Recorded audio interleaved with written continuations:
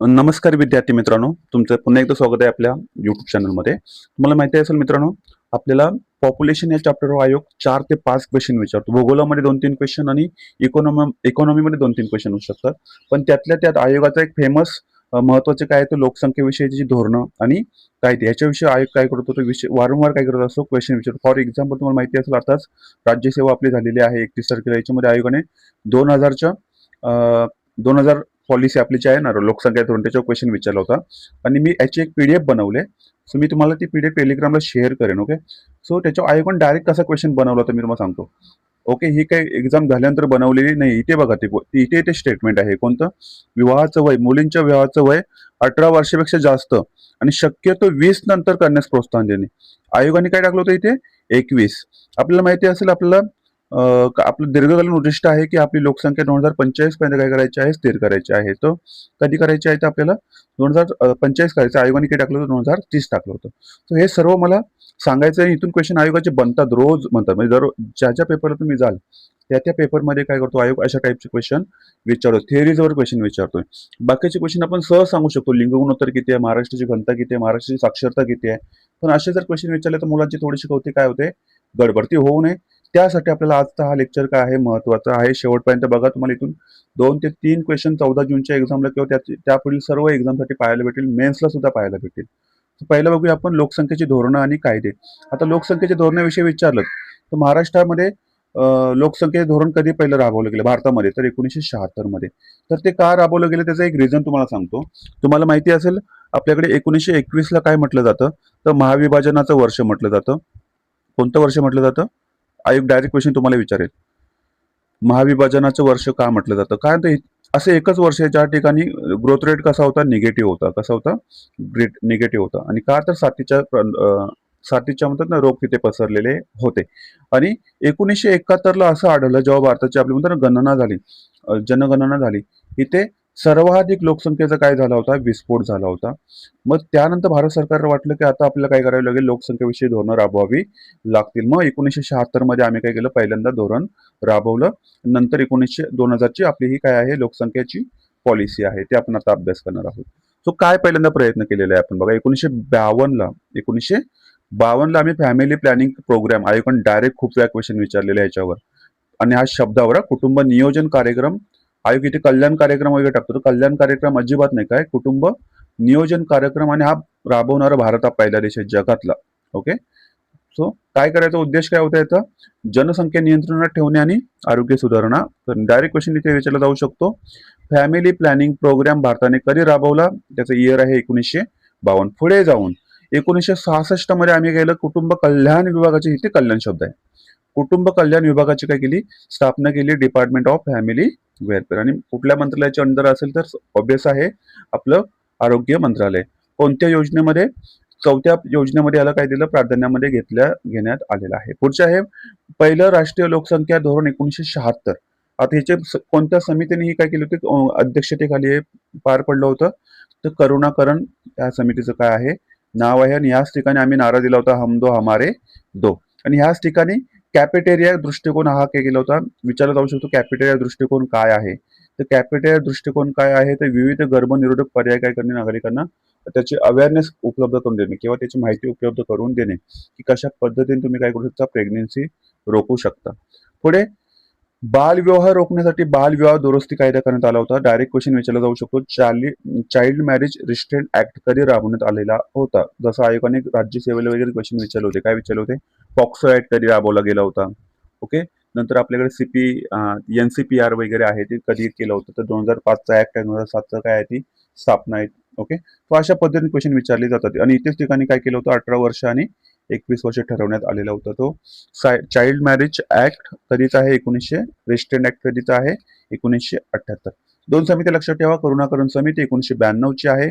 Sorry, Karunakaran समिती, हा, इथे करण समिती लक्षात ठेवा, इथे करुणाकरण समिती लक्षात ठेवा, आणि स्वामीनाथन समिती. आणि ह्या समितीने पुढे जाऊन शिफारस केली कोणत्या पॉलिसीची, पॉप्युलेशन पॉलिसी. तुम्हाला इथे क्लिअर आहे सर्व गोष्टी. 1952 लक्षात ठेवा, 1966 लक्षात ठेवा. पहिलं लोकसंख्या धोरण कोणत्या समितीच्या अंडर केलं, तर करण सिंग समिती.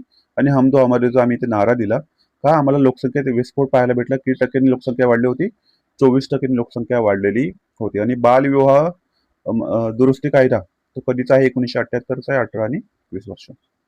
चला आपण महत्वाची पॉलिसी बघूया. 2000ची पॉलिसी लोकसंख्या धोरण म्हटलं जातं 2000, आणि हे धोरण कोणाच्या अध्यक्षतेखाली आलं होतं? स्वामीनाथन यांच्या अध्यक्षतेखाली आलं. आणि कोणत्याही तुम्ही एक्झामला जा, तुम्हाला याच्यावर क्वेश्चन पाहायला मिळतो. ही पीडीएफ मी तुम्हाला टेलिग्रामला काय करेन, उपलब्ध करून देईन. तुम्ही माझा टेलिग्राम चॅनल काय करू शकता, जॉईन करू शकता. ओके, सो काय आहे बघा पॉलिसी, डायरेक्ट आपण बघूया. मी 1 पेजर नोट बनवण्याचा प्रयत्न केलेला आहे. तारीख लक्षात ठेवा, ती काय लक्षात ठेवा, तारीख. तर तारीख काय आहे? 15 फेब्रुवारी 2000 रोजी केंद्र सरकारने धोरण काय केलं होतं? जाहीर केलेलं होतं. विचार, तेव्हाचे पंतप्रधान कोण होते? तर अटल बिहारी वाजपेयी. काय करायचं होतं आम्हाला? लोकसंख्या स्थिर करायची होती. कारण का तुम्हाला माहिती असेल 11 मे 2000ला 11 मे 2000ला आम्ही एक काय केलं होतं? जन लोकसंख्या आपण म्हणतो ना, त्याला काय म्हणतो आपण, डिपार्टमेंट एक स्थापन केलं होतं. का तर 11 मेला आपल्या भारताची लोकसंख्या 1 अब्ज झालेली होती. तो आता आपण तो राष्ट्रीय दिवस म्हणून सुद्धा काय करतो? साजरा करतो. 2 तारीख लक्षात ठेवा, 11 जुलै राष्ट्रीय जागतिक लोकसंख्या दिवस 11 जुलै म्हटल्यावर, आणि 11 मे म्हटल्यावर राष्ट्रीय लोकसंख्या दिवस. तो आपण उद्दिष्ट बघू. या ठिकाणी आम्ही 3 उद्दिष्ट ठेवली होती. ओके, तर काय उद्दिष्ट होती त्यातली? तर तात्काळ, इमिजिएट, मीडियम आणि लॉंग टर्म. तर तत्कालमध्ये काय होतं बघा, इमिजिएट मध्ये आम्हाला गर्भनिरोधक साधने उपलब्ध करून ठेवायची होती, आरोग्य पायाभूत सुविधा पुरवायच्या होत्या, आरोग्य सेवकांच्या कमतरतेवर मात करायची होती, म्हणजे त्यांचं प्रमाण वाढवायचं होतं. प्रजनन आणि बाल आरोग्यासाठी काय करायचे? एकात्मिक सेवा पुरवायच्या होत्या. मध्यमकालिक उद्दिष्ट येणाऱ्या एक्झामला मला वाटतं की क्वेश्चन विचारला जाऊ शकतो. तर आम्हाला 2010 पर्यंत, इयर पण लक्षात ठेवा, 2010 पर्यंत प्रजनन दर, टोटल फर्टिलिटी रेट आम्हाला काय करायचा होता? 2.1 पर्यंत कमी करायचा आहे. का? आमची संकल्पना आहे हम दो हमारे एक, लक्षात ठेवायचं. तो तुम्हाला विचारलं ना महाराष्ट्राचा वगैरे किती आहे, लक्षात ठेवा 1.5 कमी झालेला. याचा अर्थ काय होतो? Total fertility rate. तर आपल्याकडे जेवढ्या काही माता आहेत, आपण म्हणतो माता, मदर, त्यांना प्रति किती बालकं आहेत? ओके, किती बालकं आहेत असं. तर आपल्या भारतामध्ये किती आहे? 2.1. पुढे दीर्घकालीन उद्दिष्ट काय ठेवायचे आम्हाला? 2045 पर्यंत लोकसंख्या काय करायची आहे? स्थिर करायची आहे. अजून काय उद्दिष्ट आहेत बघा, जसं मी आपल्या राज्यसेवेला क्वेश्चन याच्यावर विचारला होता. 14 वर्षापर्यंत मुलींना मोफत आणि सक्तीचं काय करायचं? आम्हाला शिक्षण द्यायचं आहे. तुम्हाला माहिती असेल 86वी घटना दुरुस्ती वगैरे झालेली होती. बाल मृत्यू दर आम्हाला काय करायचं? प्रति 1000 बालकांमागे 30च्या खाली आणायचा आहे. आता ही कन्सेप्ट काय लक्षात ठेवा, IMR, NMR आणि CMR. आता इथे प्रति 1000, NMR म्हणजे नवजात बालक, असं बालक ज्यांचं 28 दिवसाच्या आत मृत्यू झालेला असेल तर NMR म्हटलं जातं.